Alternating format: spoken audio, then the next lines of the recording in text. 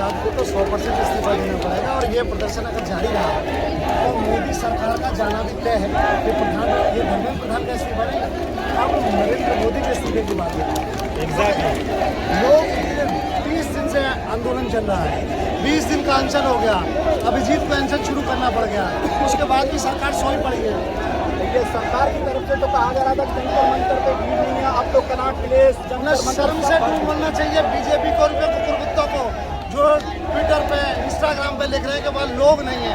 लोगों के दिल में बस रहा है ये आंदोलन, छात्रों का आंदोलन नहीं है, ये हर देशवासी के दिल के अंदर जो चल रहा है वो यहाँ पे टूट रहा है इस वक्त। और ये समझ लीजिए कि ये तो कम भीड़ है, देश के अलग अलग कोनों में जहाँ जहाँ ये आंदोलन हो रहा है वो इस सरकार को ले डूबेगी।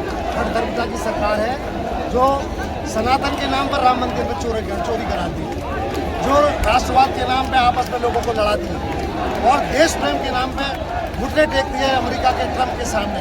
चाइना के बारे में कहती है कि सोनम वांगचुक जो चीनी एजेंट है।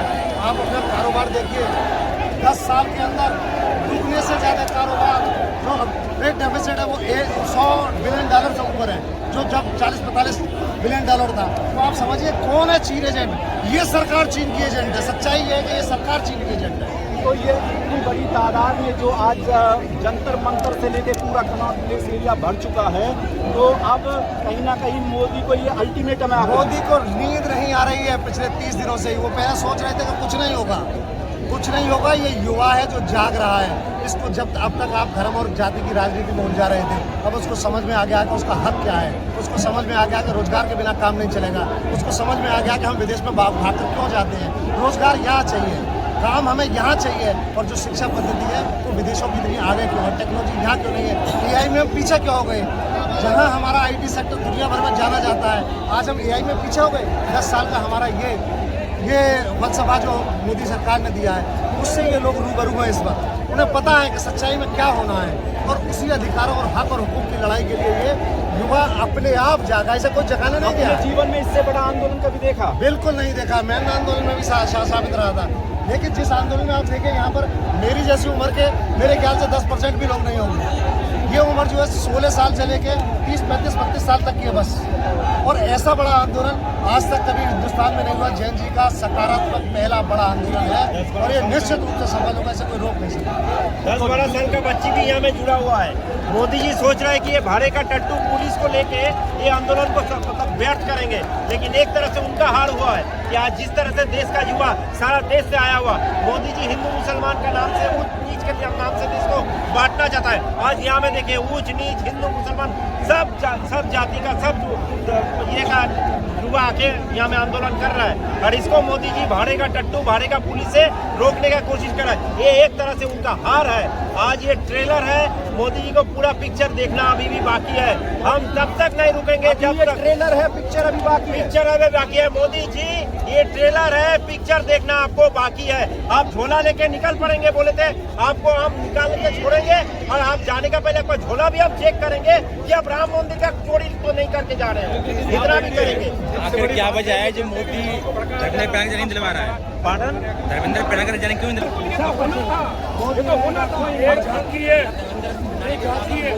अभी भी मैं कहना चाहता हूँ देश के प्रधानमंत्री को, देश के गृह मंत्री को, ये आपके युवा है, 140 करोड़ देशवासी है। ये वो भविष्य है जो आगे जाके इस देश के अंदर वैज्ञानिक भी बन सकता है, इसका वकील भी बन सकता है, जज भी बन सकता है, डॉक्टर भी बन सकता है। लेकिन आप ये सबके भविष्य को खत्म करने का शर्म आनी चाहिए देश के प्रधानमंत्री। पेपर देते हैं, पेपर लीक हो जाता है, युवाओं का भविष्य से चौपट रहता है। तो कौन कर रहा है? देश के प्रधानमंत्री जी और उनके साथ कौन कर रहे हैं? धर्मेंद्र प्रधान। आप ये बताइए कि 30 दिन से प्रदर्शन आके उठा के लेके सुनी कोई व्यक्ति ले गया, आपने ये तो खाना चाहिए सर। आप बताइए धर्मेंद्र प्रधान के अंदर ऐसा कौन सा हीरा लगा है जो देश के प्रधानमंत्री ये युवा का बेवकूफ बना क्या? ये 100 में देकर आए क्या? ये 100 में देकर आए क्या? आज हिला दिया, सिस्टम हिला दिया है। देश के प्रधानमंत्री जी को आज कमरे से बाहर निकलना पड़ेगा, गृह मंत्री को आज कमरे से बाहर निकलना पड़ेगा। अगर इन युवाओं की बात को नहीं सुनोगे तो तुम्हारा अंत तय है। 29 तो दूर है, उससे पहले ही तुम्हारी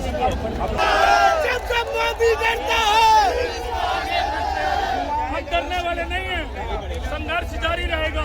धर्मेंद्र प्रधान का इस्तीफा क्यों नहीं हो रहा? क्यों देश के प्रधानमंत्री चुप बैठे हैं? क्यों देश के गृह मंत्री चुप बैठे हैं? क्या इन युवाओं की आवाज नहीं दिख रही?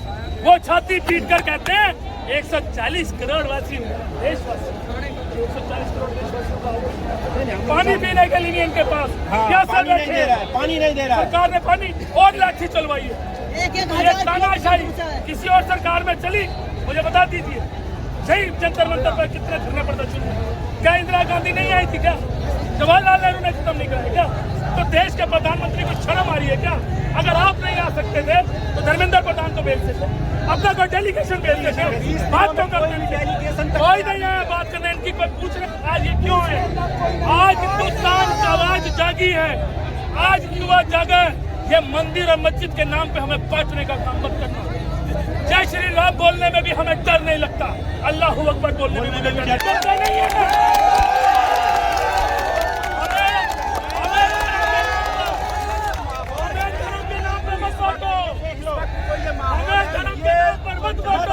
इस देश को संभालने का काम करो, धर्म के नाम पे मत बांटो।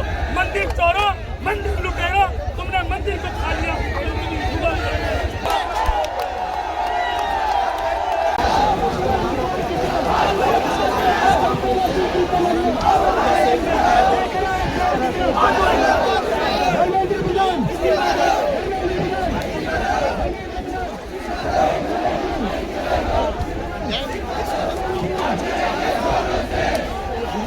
बड़ी तादाद में खड़ी है।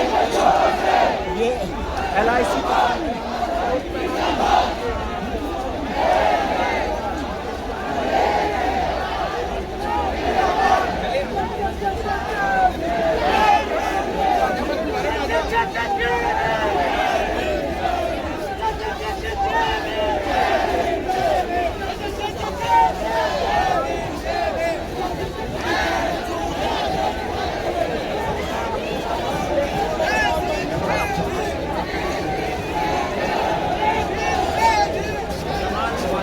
जमालपुर। अच्छा, आप कहाँ से आए हैं? अच्छा, तो कैसा लगा? तो पाँच होना था अभी तो अच्छा, हाँ, आप कहाँ से आए हैं? अच्छा, बड़ी तादाद में युवा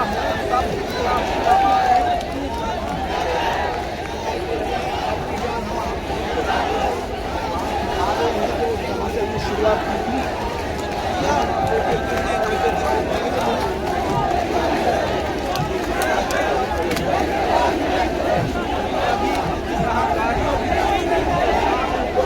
देखा है, लेकिन यहाँ तो जनता का जाम लग हुआ है और लोग बड़ी तादाद में